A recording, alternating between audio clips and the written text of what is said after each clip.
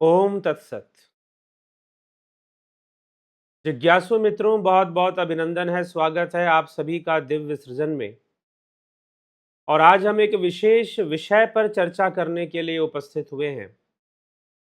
और वह विषय है वर्तमान में जो हमारा युवा समाज है, जो यूथ है, उसकी हालत कैसी है, उसकी स्थिति कैसी है।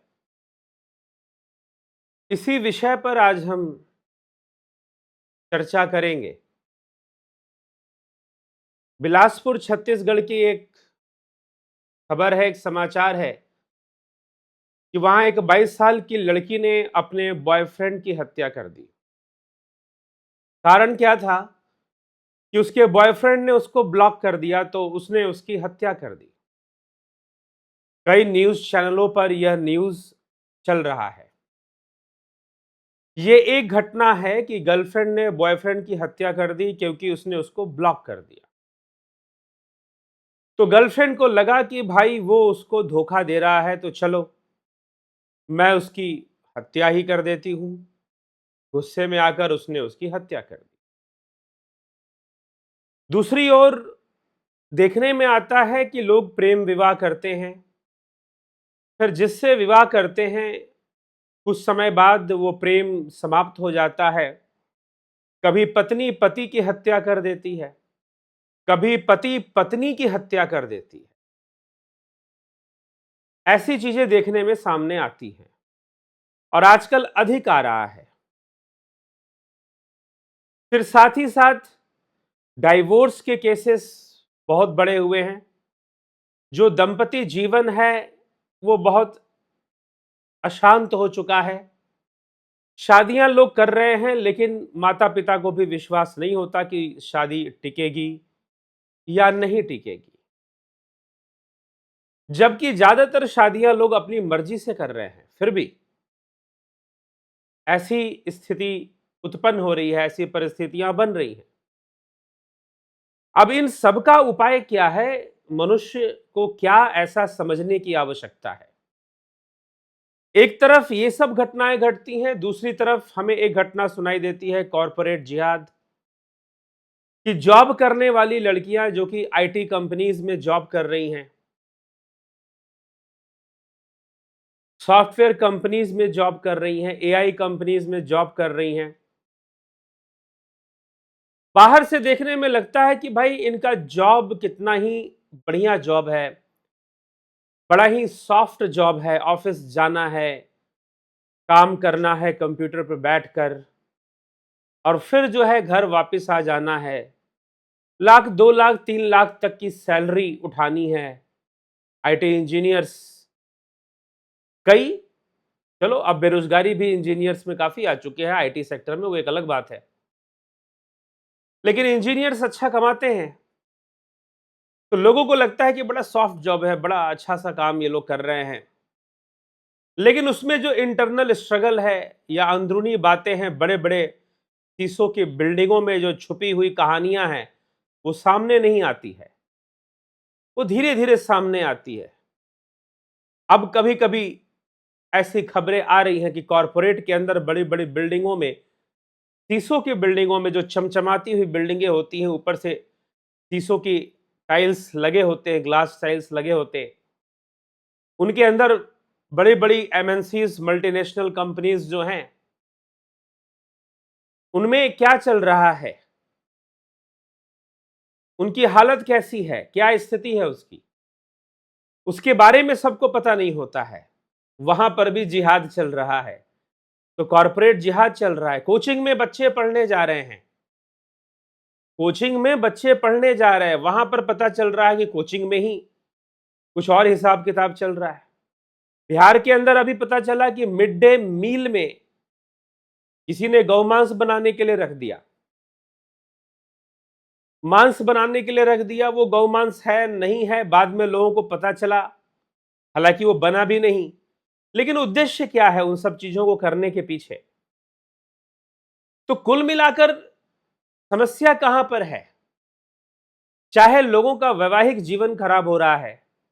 अब एक बात बताओ कि एक लड़की एक लड़के के साथ अफेयर में जाती है, बिलासपुर की जो घटना है, वो एक अफेयर में जाती है और अफेयर में लड़के के साथ जाती है, 22 साल उसकी उम्र है, लड़के की उम्र 25 साल है। फिर वो लड़का उसे ब्लॉक कर देता है और ब्लॉक कर देता है तो वो लड़की जाती है, उसे घर से बाहर बुलाती है और बाहर बुलाकर वो उसे उसका मर्डर कर देती है, उसको चाकू मार देती है और उसकी मृत्यु हो जाती है। लड़की के ऊपर मर्डर केस बन गया। जिसको मरना था वो तो चला गया और ये जो लड़की है, ये भी अब अच्छे खासे मर्डर केस में फंस गई। अब ढूंढ लो लड़का अपने लायक, तुम्हें कौन मिलता है और कौन नहीं मिलता है। तो दो दो जिंदगियां लगभग बर्बाद सी हो गई। तो कुल मिलाकर देखिए, जहां तक है, जो हमारा एजुकेशन सिस्टम है वो हमें डॉक्टर बनाता है, वो हमें इंजीनियर बनाता है, लेकिन वो हमें जीना नहीं सिखाता है। मैं ये भी कह सकता हूं कि वो हमें अच्छा इंसान नहीं बनाता, लेकिन अच्छा इंसान बोलना थोड़ा सा आइडियोलॉजिकल हो जाता है। और मैं समझता हूं कि आइडियोलॉजीज से बाहर आइए। आइडियोलॉजीज ही सबसे ज्यादा मूर्ख बनाती हैं। ये प्रेम प्यार के चक्कर में डालना भी आपको आइडियोलॉजीज ही डालती हैं। आपको लगता है कि सच्चा प्रेम होना चाहिए, पूरा जीवन साथ निभाने वाला जीवन साथी 7 जन्मों तक निभाने वाला होना चाहिए। अरे इसी जन्म में मोक्ष ले लो भाई, तुम्हें क्या 7 जन्म लेने की जल्दी पड़ी हुई है? तुम्हें क्या बंधन समझ में नहीं आ रहा कि तुम कितनी कंडीशनल लाइफ को जिए जा रहे हो? मतलब तुम्हें अभी बंधन समझ में नहीं आया और तुम 7 जन्मों की तैयारी कर रहे हो। तो ये जो प्यार इश्क करने वाले हैं ना, ये बड़े ही आइडियोलॉजिकल टाइप के लोग हो जाते हैं। पहली बात तो ये गलत उम्र में ही ये सब रिश्तों में चले जाते हैं। वास्तव में देखिए, रिश्तों में जाना गलत नहीं है, ये एक नेचुरल नीड है। हम ये कहें कि कोई रिलेशनशिप में क्यों जा रहा है, कोई शादी ब्याह क्यों कर रहा है, बल्कि ये नेचुरल नीड है। लेकिन अब ये जब ये नेचुरल नीड है, तो नेचुरल नीड तो खाना खाना भी है। समस्या कहां पर है? समस्या ये है कि आपके पास एजुकेशन नहीं है। हमें क्या खाना है क्या नहीं खाना है, इसका एक एजुकेशन होता है, इसकी एक शिक्षा होती है। हमें सोना है, हमें कैसे सोना चाहिए कि गहरी नींद आए, टाइम से सोना चाहिए। सोने के पहले क्या करना चाहिए कि नींद अच्छे से आए, क्या नहीं करना चाहिए, इन सभी बातों को हम सीखते समझते हैं।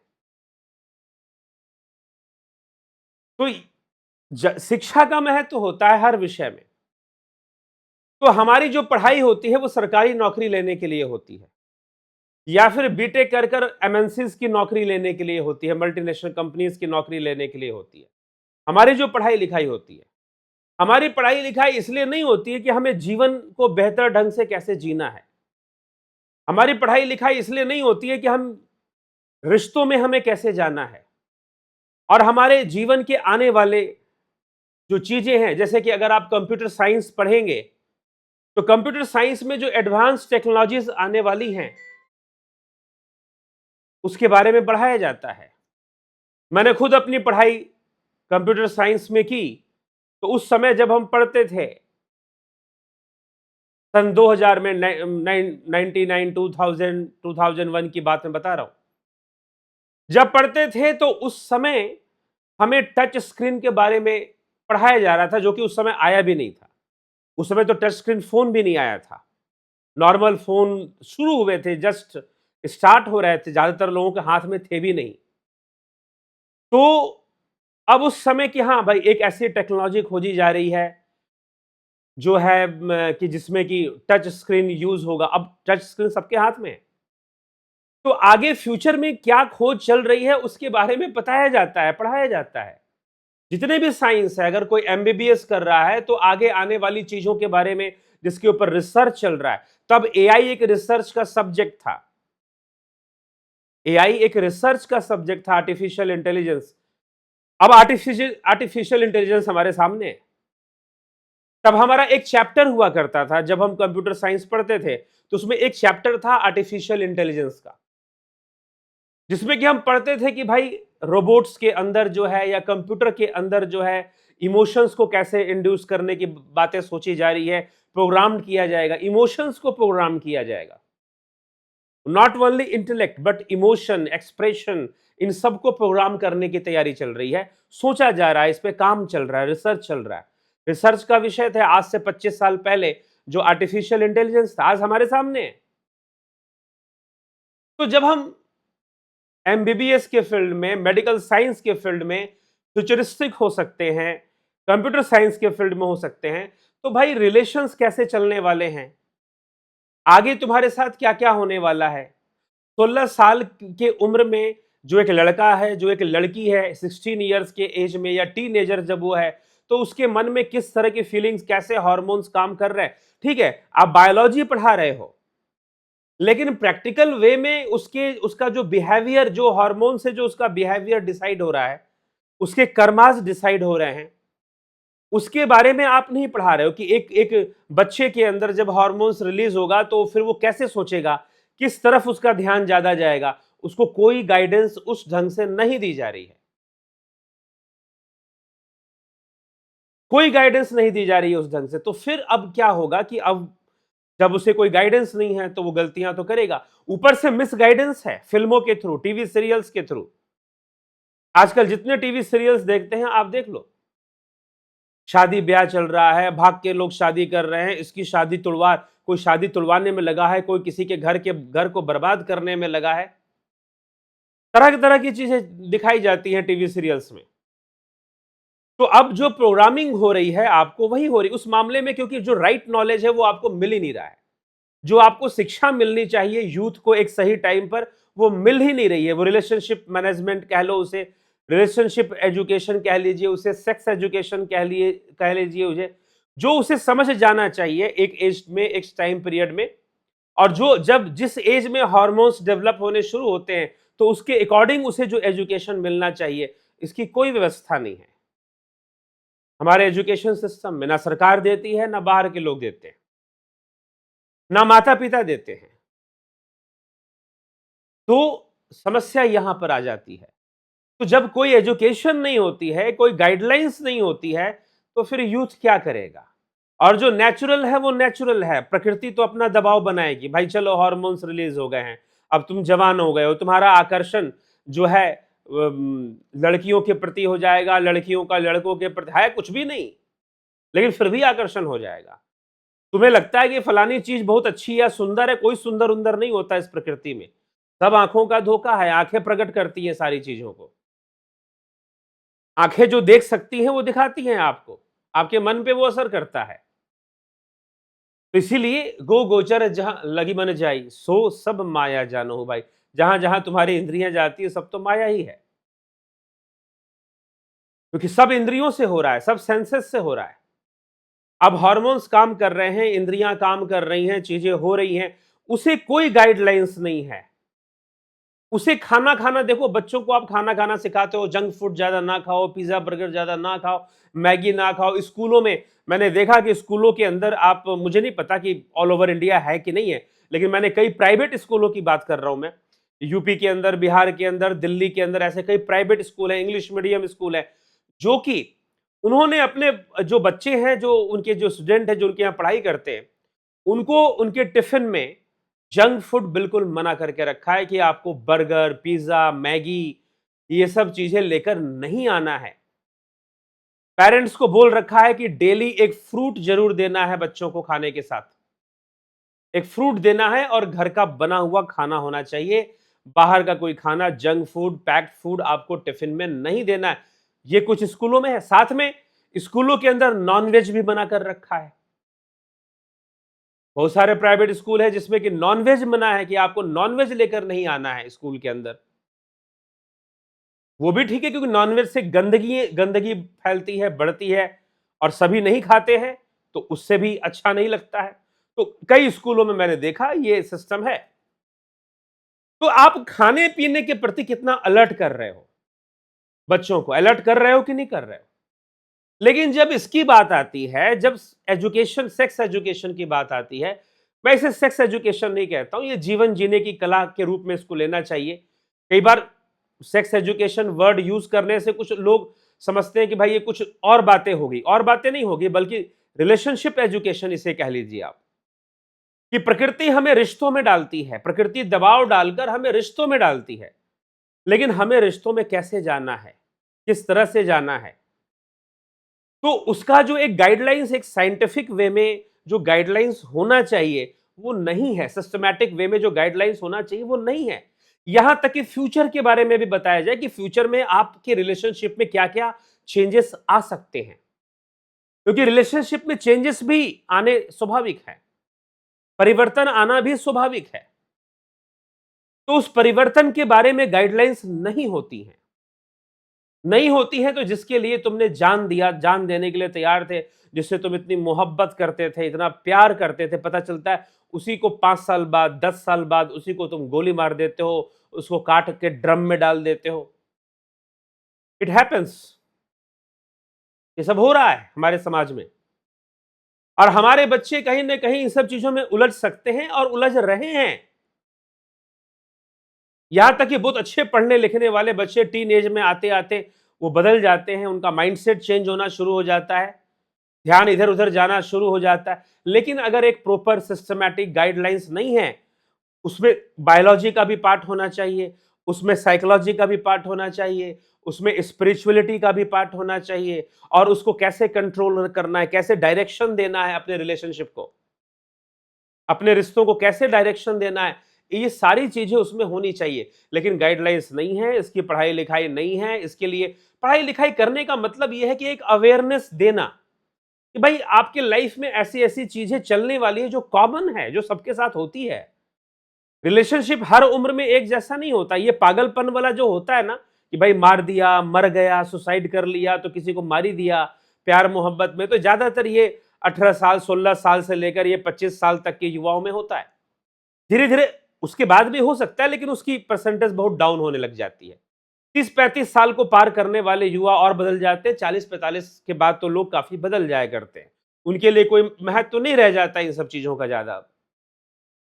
तो हमें विवेक से यहां विचार करना है, विवेक से हमें यहां समझना है, नहीं तो समस्याएं बढ़ती जा रही हैं। आपको कोई गाइडलाइंस नहीं दिया गया कि आपको अगर जैसे खाना खाना है तो बड़ी सावधानी से खाना है, कुछ भी नहीं खा लेना है तो बीमार पड़ जाओगे, कहीं से कुछ भी लेकर खाओगे तो बीमार पड़ोगे। जंक फूड से बचना है, अच्छा भोजन करना है जिससे कि हमारा डाइजेशन अच्छा रहे, शरीर की स्थिति अच्छी रहे, बाद में कोई दिक्कत ना आए। यंग एज में एक और चीज होती है, देखिए युवा का जो शरीर होता है और उसका जो मन होता है वो पूरी तरह से राहु होता है,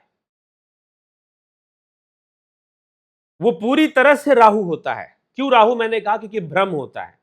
हम कुछ भी खाते हैं, युवाओं को लगता है कि अरे हम तो फिट हैं, हमें क्या हो रहा है, हम तो कुछ भी खा जाएंगे, कुछ भी पचा जाएंगे। और मैं भी उन लोगों में से हूं कि ऐसे ही सोचता था, खूब मीठा खाया करता था, दबाकर एक एक हांडी रसगुल्ला अकेले खा जाना। तो ठीक है, बचा गया, संभला गया। तो युवा समझता है कि मैं कुछ भी कर सकता हूं, क्योंकि शरीर को में कोई बीमारी जल्दी आती नहीं, कुछ होता नहीं है, लेकिन जो भी तुमने उस समय किया है उसका परिणाम मिलेगा जरूर। चाहे वो कोई कर्म हो, चाहे वो तुम्हारा खाना पीना हो, चाहे वो तुम्हारा रिलेशनशिप बनाना हो, फिर बाद में आप उसको झेलते हैं, बाद में आप बीमारियां झेलते हैं, तरह तरह की परेशानियां झेलते हैं, अनेकों चीजें हो सकती हैं। तो इसलिए जब हमको गाइडलाइंस नहीं रहेगा कि हमें कैसे खाना पीना है, कैसे रहना है, और कैसे रिलेशनशिप में एंटर करना है, कैसे किस तरह से रिलेशनशिप में एंटर करना है हमें, और फिर उस रिलेशनशिप को कैसे डायरेक्शन देना है, सही डायरेक्शन में ले जाना है कैसे, तो जब तक हमें ये सब नहीं हमारे पास रहेगा, ये एजुकेशन शिक्षा नहीं रहेगी, अवेयरनेस नहीं रहेगी, इस तरह की घटनाएं घटती रहेंगी, डाइवोर्स केसेस बढ़ते रहेंगे, लोग एक दूसरे को मारते पीटते रहेंगे, कूटते रहेंगे, जिससे प्यार किया उसी को चाकू भोंक दिया, जिससे प्यार किया उसी को ड्रम में भर दिया, तो कुछ कर दिया तो कुछ कर दिया, ये सब चलता रहेगा। भैया ये सब प्रकृति का खेल है, कोई प्यार व्यार सच्चाई में होता नहीं है।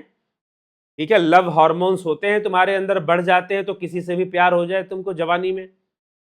ठीक है, तो ये सब नेचर करवाती है, विवश करती है आपको, आप इसके गुलाम हो। यही तो बंधन है, जब तुमको समझ में आएगा तो मोक्ष की असली इच्छा जागृत होगी। तो इसीलिए एक एजुकेशन बच्चों को पहले से मिल जाए तो शायद जो बिलासपुर में जो घटना घटी की एक मैडम ने 22 साल की, उनका कोई बॉयफ्रेंड। अभी एक और मैं आपको बात बता रहा हूं, इस मामले में शहरों से भी ज्यादा मिसगाइडेड गांव के बच्चे हैं। ये गांव का केस है। पहले हम सुनते थे शहरों में कि भाई लड़की भाग के शादी कर ली, लड़का भाग के शादी कर लिया। अब शहरों में थोड़ा कम हो गया है। या फिर शहरों के जो पेरेंट्स हैं, वो माता पिता हैं, वो बहुत ज्यादा वो हो गया है, भाई ठीक है चलो जिससे करना है हम करवा ही देते हैं, तो हम तुम भागो भागो मत, हम ही करवा देते हैं।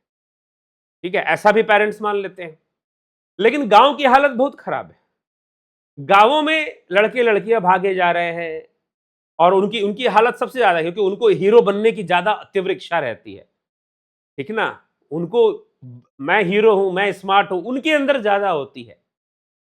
तो गांव में कई बार ये चीजें और ज्यादा फैलती हुई, आजकल जो माहौल है, आप देखोगे गांवों से बहुत ज्यादा खबरें आती है, भाग के शादी करना, ये करना, वो करना, ये बढ़ गया है। पहले गांवों में नहीं हुआ करता था ऐसा, बिल्कुल नहीं था, जीरो था एकदम। तो इसलिए एजुकेशन नहीं है कि रिलेशनशिप में कैसे जाना है, रिलेशनशिप कैसे बनाना है, कैसे इसमें प्रवेश करना है, कैसे इसमें एंटर करना है।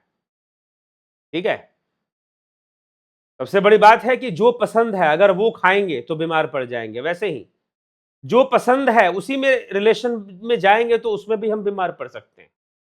तो हर काम पसंद से नहीं हो पाता ना, उसकी हर चीज की अपनी एक एजुकेशन होती है, कंडीशन होती है। ये जीवन, संसारिक जीवन जो है, इंद्रियों का जो जीवन है, या सेंसरी लाइफ जिसको हम कहते हैं, वो कंडीशनल है।